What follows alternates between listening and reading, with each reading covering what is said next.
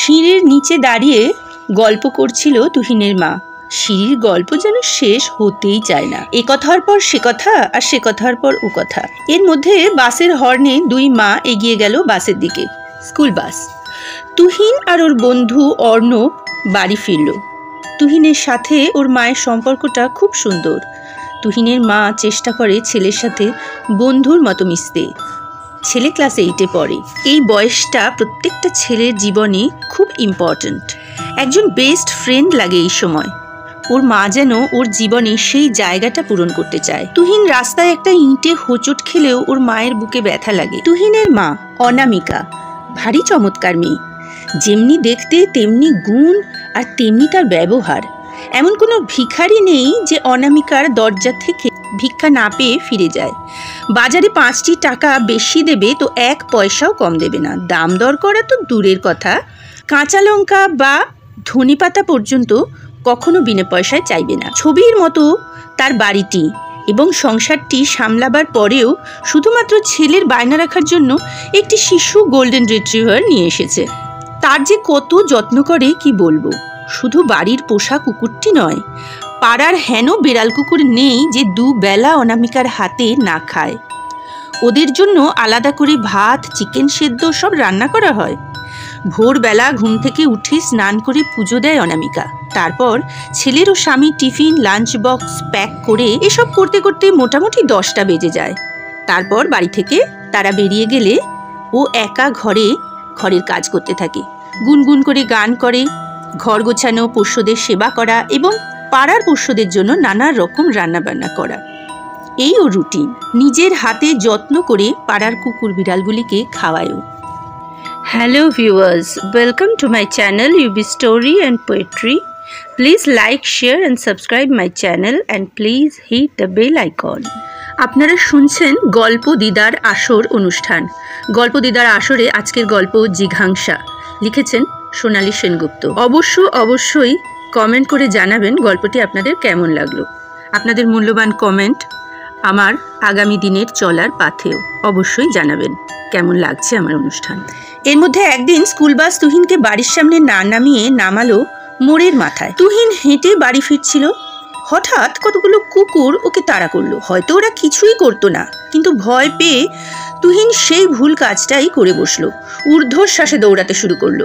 ফলে কুকুরগুলো আরও জোরে দৌড়ে এসে ওর পা দুখানি কামড়ে ক্ষত বিক্ষত করে দিল। রক্তাক্ত তুহিন রাস্তায় পুড়ে মা মা বলে কাঁদতে লাগলো। খবর পেয়ে অনামিকা ছুটে এসে ছেলের অবস্থা দেখে কেঁদে আকুল হলো। কাঁদতে কাঁদতে সম্বিত হারালো। ওর বাবাকে অফিসে খবর দিয়ে আনানো হলো। বাবা এসেই তুহিনকে সঙ্গে সঙ্গে নার্সিংহোমে ভর্তি করে দিলেন। 3 দিন ও নার্সিংহোমে ভর্তি ছিল। তারপর বাড়ি ফিরে তুহিন দেখলো মা একেবারে চুপ হয়ে গেছে। সারাদিনের সব কাজ করেন ঠিকই, কিন্তু কোনো কথাও বলেন না, গানও গান না, চুপ করে থাকেন। মাঝে মাঝে তুহিনের পায়ে এসে হাত বোলান, কপালে চুমু খান, আবার নিজের কাজে মন দেন। সেদিন অনামিকা খুব সুন্দর করে চিকেন রান্না করলো, বাড়ির পোষ্যটিকে খাওয়ালো। তুহিন আবার সুস্থ হয়ে উঠে স্কুলে যেতে শুরু করেছে। তুহিনের বাবা বাড়ি থেকে বেরিয়ে যাবার পরে অনামিকা খুব যত্ন করে পাড়ার কুকুর বিড়ালগুলিকেও পেট ভরে খাওয়ালো।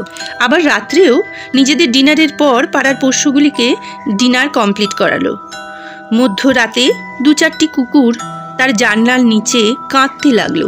কুকুরগুলির কান্নার আওয়াজে বিরক্ত হয়ে তুহিন ও তুহিনের বাবা ঘুম থেকে উঠে পড়েছেন। ওরা দেখলো মা ঘুমায়নি একটু, ডাইনিং টেবিলে চুপ করে বসে আছে। বাবা বললেন, কুকুরগুলোর কি হলো গো, ওরা কাঁদছে কেন, বেরিয়ে দেখো একবার। মা বললেন, রাত এখন 3টে, তোমরা ঘুমিয়ে পড়ো, সকালে দেখবো। সকালটা খুব মর্মান্তিক ছিল। ওদের জানলার নিচে 3টি কুকুর মরে পড়েছিল। পাড়ার ডাস্টবিনটার পাশে আরও 3টি কুকুর এবং 2টি বিড়াল মরে পড়েছিল। খবর পাওয়া গেল কাল রাতে কেউ কুকুরগুলিকে বিষ দিয়ে মেরে ফেলেছে। প্রায় সবকটি কুকুর মৃত, সঙ্গে কিছু বিড়ালও মারা গেছে। খবরটা কানে যাওয়া মাত্র অনামিকা সেই যে কাঁদতে শুরু করলো।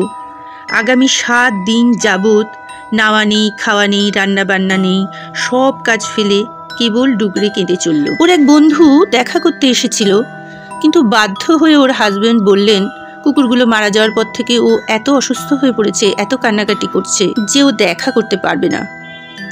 বন্ধু বললেন খুব স্বাভাবিক, ভীষণ ভালোবাসতো তো ওদের, দুবেলা নিজের হাতে রান্না করে খাওয়াতো, ওর তো ভেঙে পড়া স্বাভাবিক। আমাদেরই শুনে কেমন লাগছে। এর মধ্যে তুহিন পরপর 4 দিনের ছুটি পেল স্কুল থেকে।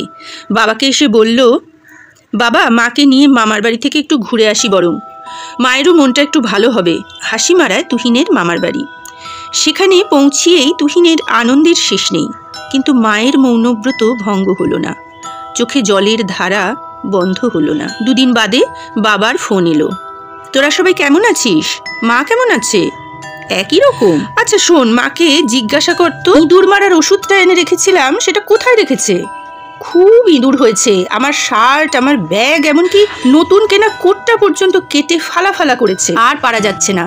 ওষুধটা খুব কড়া ছিল, মানুষ খেলে মানুষও মরে যাবে এমন কড়া। হারালে চলবে না কিন্তু, জিজ্ঞাসা কর কোথায় রেখেছে। তুহিন জিজ্ঞাসা করলো, মা ইঁদুরের ওষুধটা কোথায় রেখেছো? বাবা জিজ্ঞাসা করছে। ও মা, ইঁদুরের ওষুধটা কোথায় রেখেছো? বাবা জিজ্ঞাসা করছে। কি হলো, কি শুনতে পাচ্ছ না? ইঁদুরের ওষুধটা কোথায় রেখেছো?